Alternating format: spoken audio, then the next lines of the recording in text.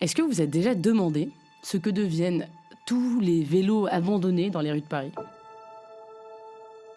Pendant que tous les ans en France, 3 millions de vélos sont achetés, 1,5 million sont abandonnés. Ces vélos qui un jour étaient en super forme se retrouvent maintenant laissés à eux-mêmes, leur futur de plus en plus incertain, et au fur et à mesure que les mois passent, leurs pièces disparaissent. Une roue par-ci, un frein par-là. Parfois, il reste franchement pas grand-chose, et hop, direction de la déchetterie.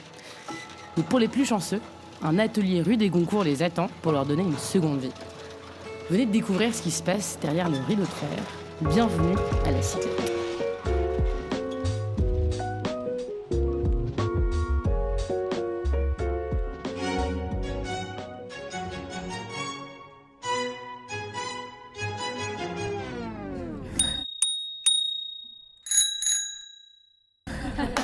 Je reçois régulièrement des félicitations, souvent d'hommes qui me disent « bravo, c'est super hein. !» Bah, dis donc hein. Ça, c'est un peu... C'est assez régulier. Ouais. Moi, à chaque fois, je dis qu'on est formé à la mécanique parce que je sais que ça ne leur reviendrait pas en tête spontanément, clairement. Quand tu es une meuf, en général, tu es là pour faire l'accueil. La Cyclette, ça fait partie c'est la partie vélo d'une association qui s'appelle La Petite Roquette.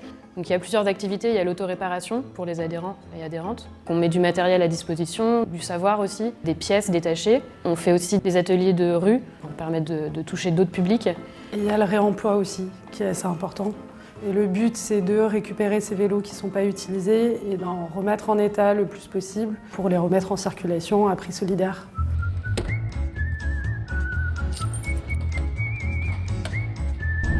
Au prochain feu. Ah, attention, madame. Ouais, elle a plus rien à faire. YOLO!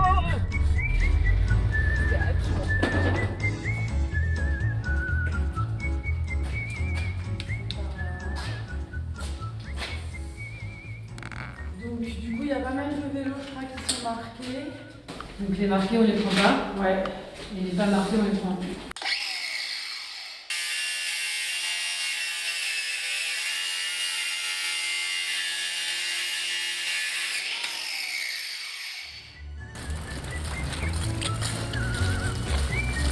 Il n'avait pas marqué, il y a 2-3 mini-vélos ici. Qui sont en fait. Ah bah c'est Romain qui dit, c'est Romain. Tu veux que ça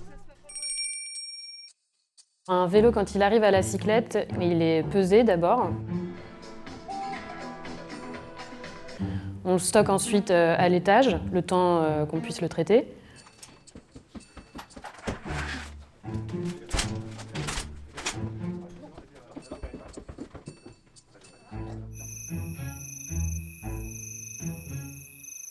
Une fois qu'on peut, dès qu'on peut, assez vite, on le redescend pour soit le démonter, récupérer les pièces, soit le remonter. Remonter un vélo, ça veut dire le réparer pour qu'il soit roulable.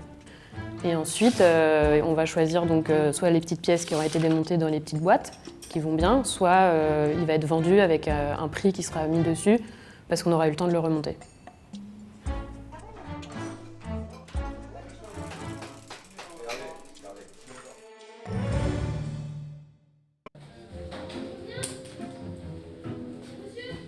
Ils sont très divers, nos bénévoles. Il y a plein de profils différents. Ce qui est chouette, c'est que ça crée une petite dynamique marrante et qui est super évolutive puisque ça dépend complètement de la disponibilité des gens. Mais là, il y a des personnes qui sont venues adhérer.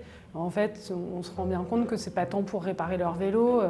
Il y a un mec qui était venu pour dévoiler sa roue. Il est venu pendant 4 séances dévoiler sa roue. J'ai jamais vu son vélo.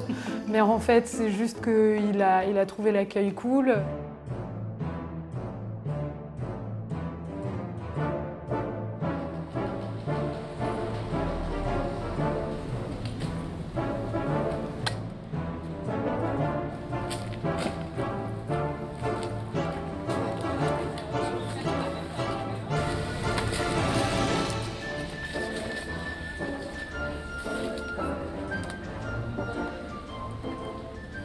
Il y a 2 types de crevaisons dans les chambres à air, donc c'est raté les pneus.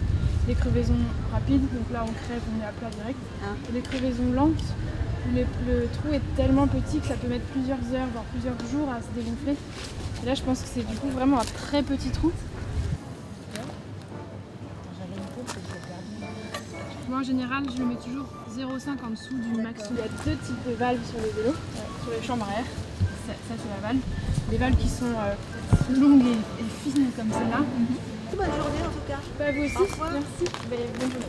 La plupart des gens arrivent avec un problème et repartent la plupart du temps avec un problème résolu. Une fille qui venait à la cyclette, j'avais l'impression que c'était un peu une idée qu'elle avait eue comme ça. Elle s'est dit bon bah, je vais construire un vélo, je vais aller dans un atelier vélo sans trop savoir.